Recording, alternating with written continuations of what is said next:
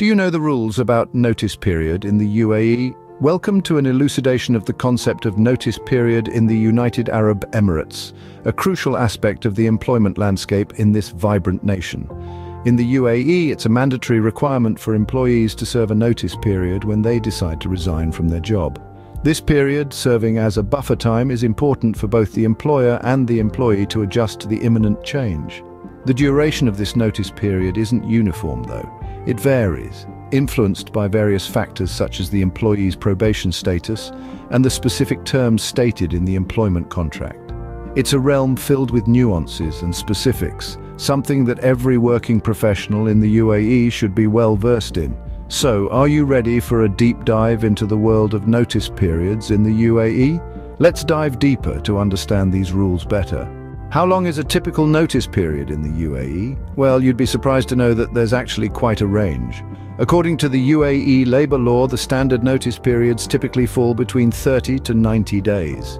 That's right, up to 3 months of notice, but what if you're on probation? Is there a different rule? Yes, indeed there is. If you decide to call it quits during your probationary period, the law requires you to serve a relatively shorter notice period of 14 days. That's just 2 weeks. It's important to bear in mind that these durations are not set in stone. They can vary based on a multitude of factors like your employment contract terms and your probation status. Let's not forget that your resignation letter should clearly state your notice period, whether you're submitting it via email or in person. It's all about keeping things transparent and professional. But what happens if you don't serve the notice period? Well, let's delve into that in our next segment. Stay tuned. What if you decide to skip the notice period, you might be asking? Well, it's not a decision to take lightly. In the UAE, not serving your notice period can lead to financial liabilities.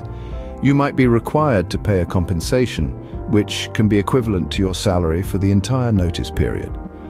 This could be a substantial amount, especially if your notice period is as long as 90 days. This isn't just about the immediate financial impact. Not serving notice could also affect your future employment prospects in the UAE. Employers tend to look unfavorably on candidates who have not fulfilled their contractual obligations in previous roles. It could raise questions about your professionalism and commitment, potentially making it more difficult for you to secure a job in the future. That being said, there are always exceptions to every rule. Are there situations where you can resign without giving notice? Let's delve into that in the next scene. Are there any exceptions to the notice period rule? You might wonder, indeed there are. According to the labor law of UAE, specifically Article 45, there are certain circumstances where employees can resign without having to serve a notice period. One of these exceptions is if your rights as an employee are being violated by your employer. This could be in the form of non-payment of wages, lack of contract fulfillment, or any other form of unjust treatment. Another exception is if you find yourself working in unsafe conditions. Safety should always be a top priority in any work environment.